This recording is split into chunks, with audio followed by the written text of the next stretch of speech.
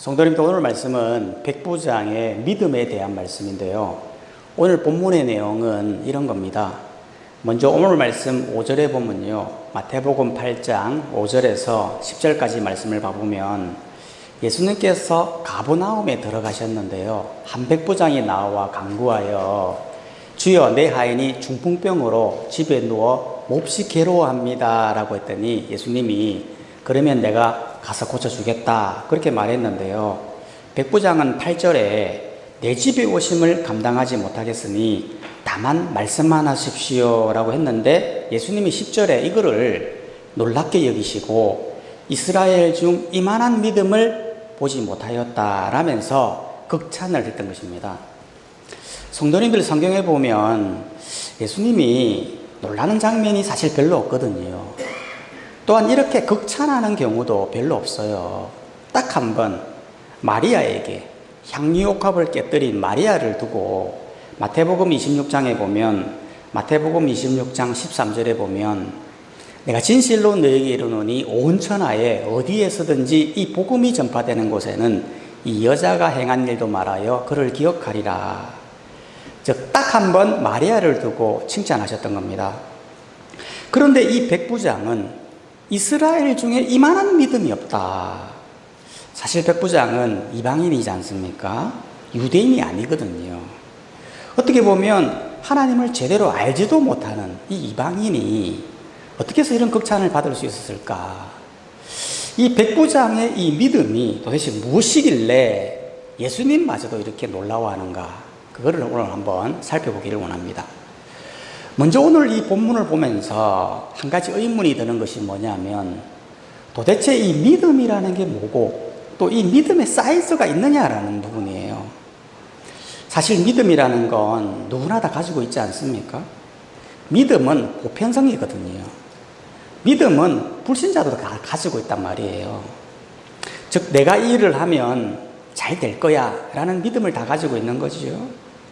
그런데 믿음에 있어서 불신자와 그리스도인들의 차이점은, 불신자들은 현세 세계, 이 물질 세계에 있는 것들을 향한 믿음을 보이는 것이고, 그리스도인들은 보이지 않는 그 하나님에 대한 믿음을 보인다는 것이죠. 그러면 이 믿음에 크기가 있는 겁니까? 믿음에도 사이즈가 있습니까? 큰 믿음, 작은 믿음 이런 게 있는 겁니까? 성경에 보면 믿음의 크기가 있다 이렇게 말하고 있습니다. 오늘 말씀에도 보면 예수님이 이스라엘 중 이만한 믿음을 본 적이 없다, 즉 믿음이 굉장히 크다라고 말하고 있지 않습니까? 동시에 이 베드로를 보면요, 베드로가 물 위를 걷고 있었는데 갑자기 바람을 보고 무서워하여 빠져가고 있었거든요. 그때 우리 예수님이 베드로의 손을 잡고 올리시면서 뭐라고 이야기하셨냐면, 믿음이 작은 자여 왜 의심하였느냐. 베드로를 두고는 믿음이 작다 그렇게 이야기했다라는 거예요.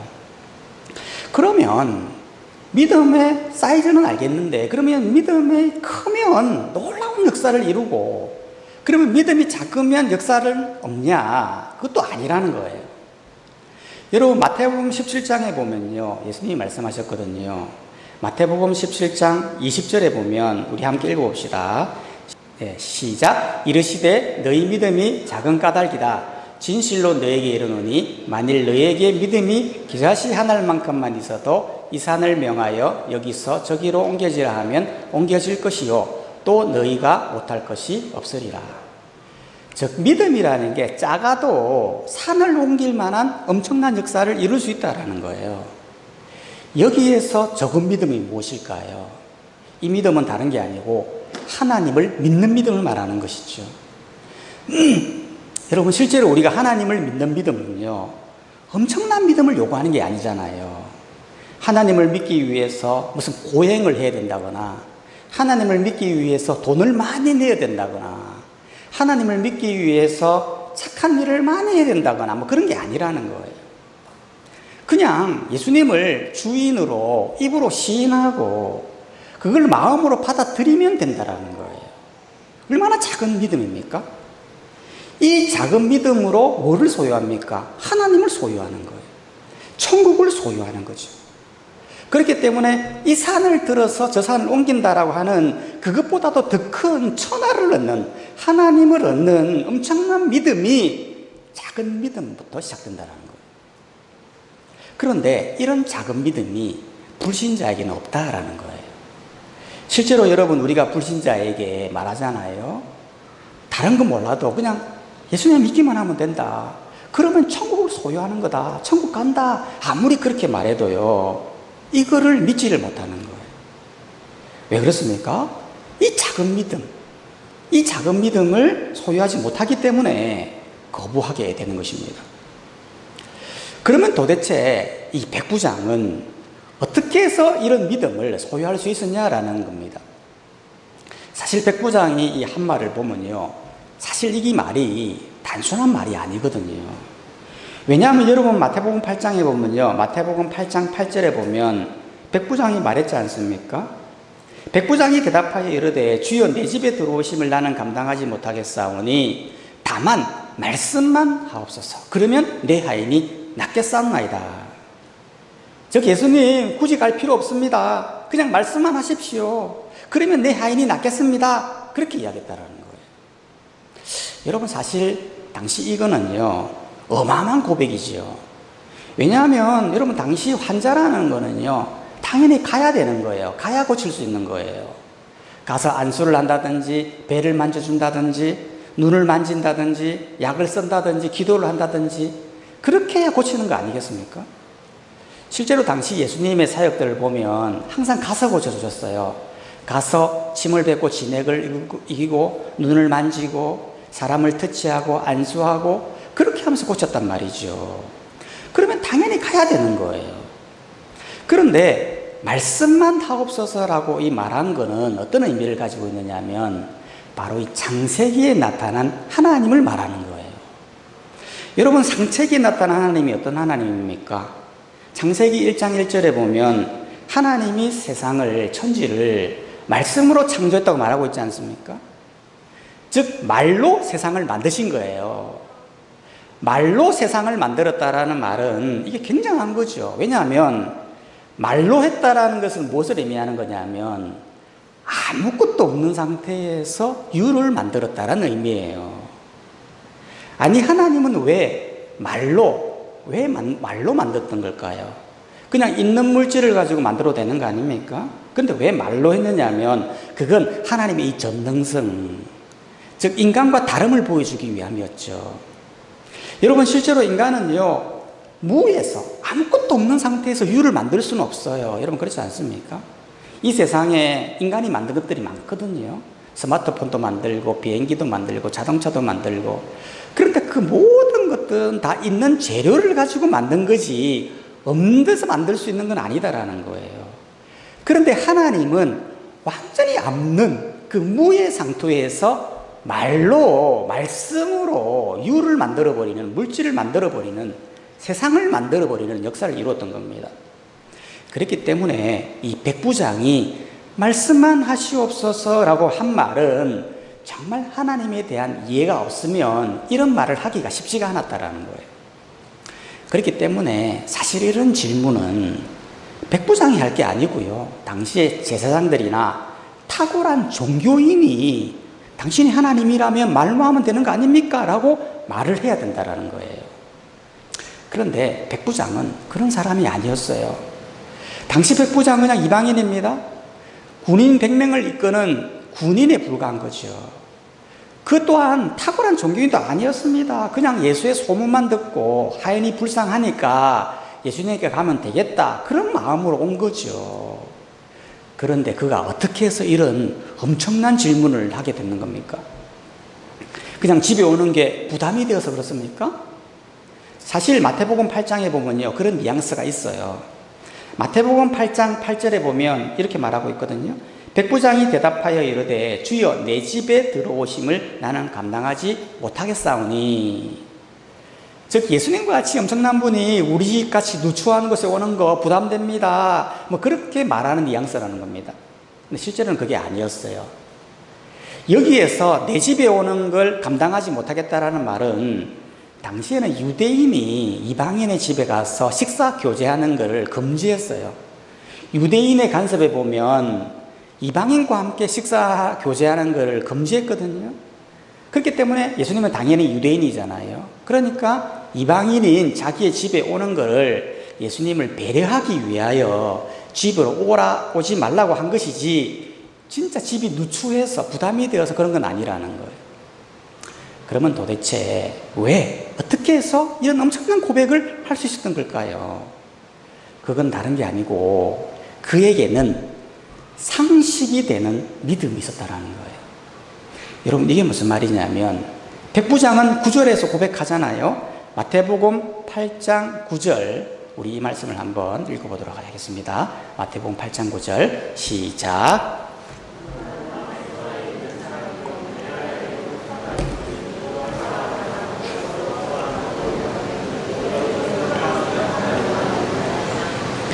무슨 말입니까? 내 아래 사람이 있는데 내가 말로 하인에게 이렇게 해라 하면 이렇게 하고, 말로 저렇게 하라면 저렇게 합니다. 그런데 만약 당신이 하나님이라면 인간도 이렇게 하는데 하나님이 말로 하면 되는 거 아닙니까? 즉 자기 경험에 빗대어서 굉장히 상식적인 믿음으로 접근하더라는 거예요. 여러분, 이게 바로 상식이거든요. 즉 당신이 하나님이라면, 당신이 하나님의 아들이라고 한다면 어떤 것이든 할 수 있는 거 아닙니까? 여러분, 실제로 예수님은 하나님의 아들입니다. 하나님이십니다. 그렇기 때문에 이런 기적은 당연한 거라는 거예요. 그런데 유대인들에게는 이런 믿음이 없었어요. 실제로 예수님은 11절 12절에서 말씀하시지 않습니까? 마태복음 8장 11절을 봐보면 또 너희에게 이르노니 동서로부터 많은 사람이 이르러 아브라함과 이삭과 야곱과 함께 천국에 앉으려니와 그 나라에 본 사람들은 바깥 어두운 데 쫓겨나 거기서 울며 이를 갈게 되리라. 즉 예수님은 백부장의 고백을 듣고 이렇게 말씀하셨어요. 동서로부터 많은 사람들이 천국에 앉는다. 즉 백부장과 같은 많은 이방인들이 천국에 앉는데 그 나라를 본 자손들, 즉 유대인들은 바깥에 쫓겨나 울며 이를 갈게 된다. 왜 그렇습니까? 즉 예수님에 대한 이 상식적인 믿음, 백부장이 고백했던 그 믿음, 예수님은 하나님의 아들이시고 하나님은 말로도 고칠 수 있는 분이다라고 하는 이 믿음이 없어서 지옥으로 떨어진다, 그 말이에요. 여러분, 이것은 우리도 마찬가지거든요. 여러분, 하나님은 살아계시고 예수님을 믿으면 천국 갑니다 라는 이 말은 굉장히 상식적인 말이라는 거예요. 여러분, 우리가 만약 이 상식을 진짜 믿고 있는다고 한다면 우리의 삶의 모습이 달라져야 된다라는 것입니다. 여러분, 만약 정말 천국과 지옥이 있고 정말 하나님이 살아계신다라고 믿는다면 우리가 이 땅에서 어떻게 살아가야 됩니까? 상식이 통하는 신앙생활을 해야 되는 거죠. 하나님이 살아계신데 기도하는 거 상식 아닙니까? 하나님이 살아계신데 말씀 보는 거 여러분 상식 아닙니까? 여러분, 하나님이 살아계신다는 걸 진짜 믿는다면 예배 오는 거 그게 상식 아닙니까? 여러분, 기도하는 거 특별한 거 아닙니다. 말씀 보는 거 특별한 거 아니에요. 진짜 하나님을 믿는다면 상식이 통하는 그런 신앙생활을 해야 된다는 거예요. 세 번째로 이 믿음에 대해서 한번 좀 생각해 봐야 될 부분은 뭐냐면, 여러분, 이 예수님을 보면요, 한 가지 좀 이상한 점이 뭐냐면 왜 예수님은 왜 가서 고쳐주지 않았냐라는 부분이에요.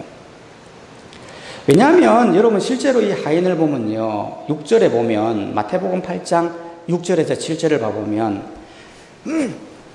중풍병으로 집에 누워 몹시 괴로워하고 있지 않습니까? 그래서 예수님이 내가 가서 고쳐주겠다 그렇게 말씀하셨잖아요. 그러면 가야 되는데 안 갔다라는 거예요. 솔직히 하인의 입장에서 보면 예수님이 와야 돼요. 왜냐하면 안 오고 만약 고침을 받으면 어떻게 되는 겁니까? 그러면 하인은 뜬금없이 고침을 받은 거예요. 그냥 집에 누워서 너무 고통받고 있는 중이었어요. 앓다가 갑자기 나와버린 거예요. 아마 하인은 이게 뭐지? 왜 안 아프지?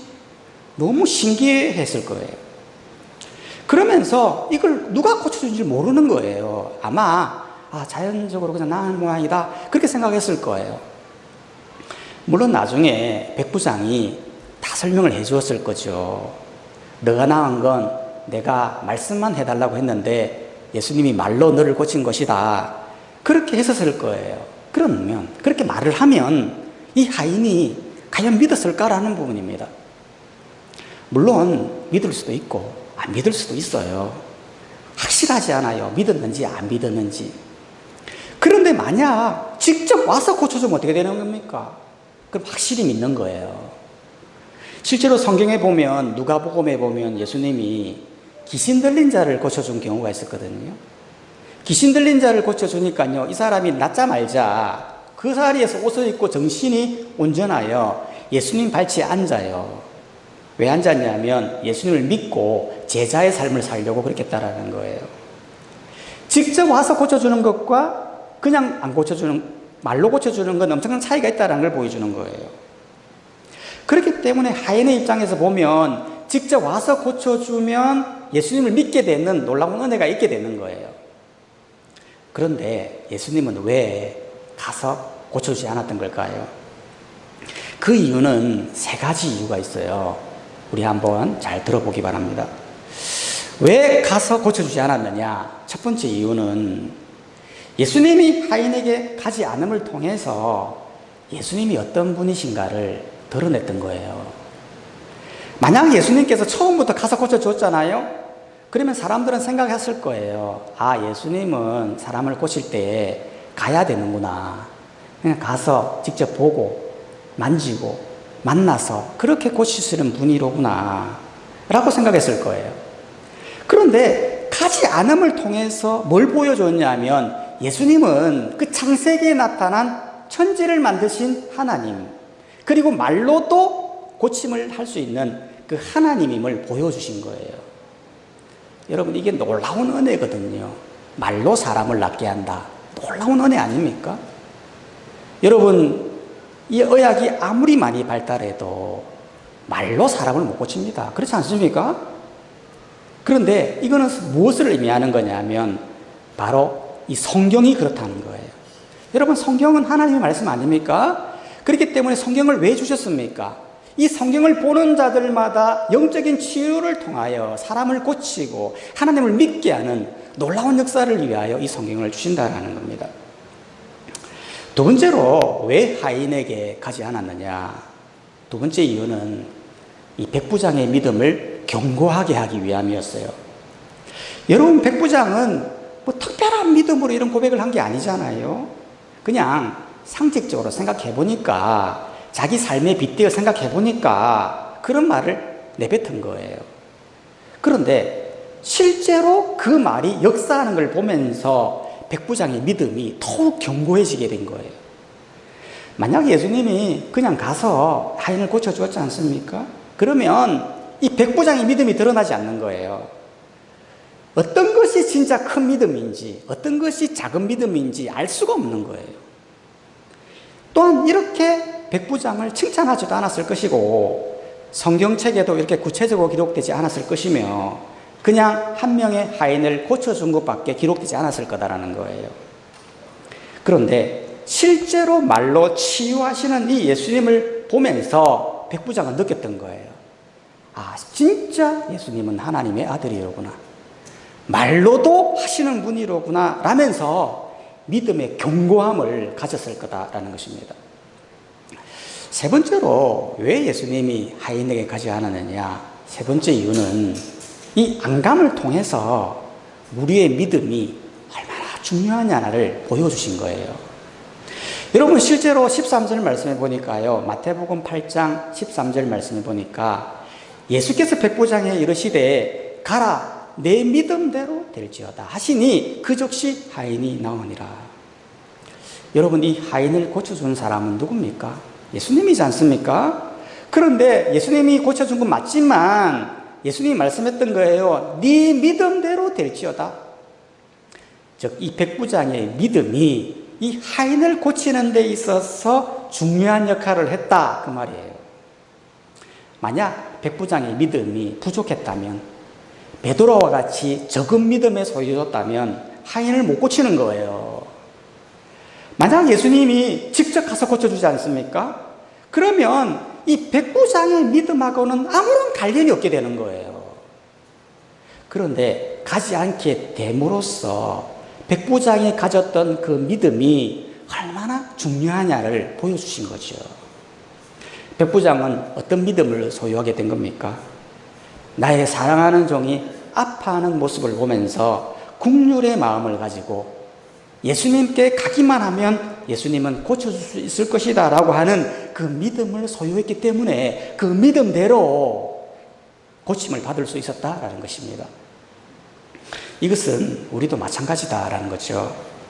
우리 주위에도 보면요, 하인과 같이 아파하는 사람들 너무 많습니다.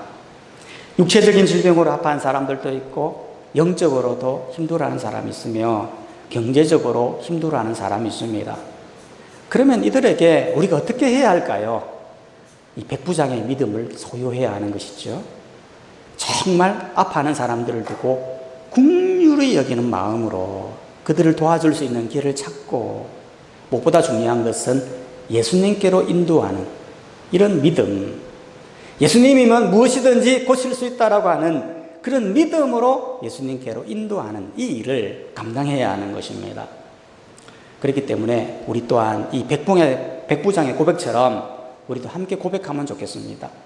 주여, 다만 말씀만 하옵소서. 그러면 내 교회가 낫겠나이다. 주여, 다만 말씀만 하옵소서. 그러면 내 가정이 낫겠나이다. 다만 말씀만 하옵소서. 그러면 내 자녀가 낫겠나이다. 라는 이 믿음을 소유하셔서 하나님의 큰 역사를 이루어가는 우리 모든 성도님들이 다 되시기를 주님의 이름으로 축복합니다.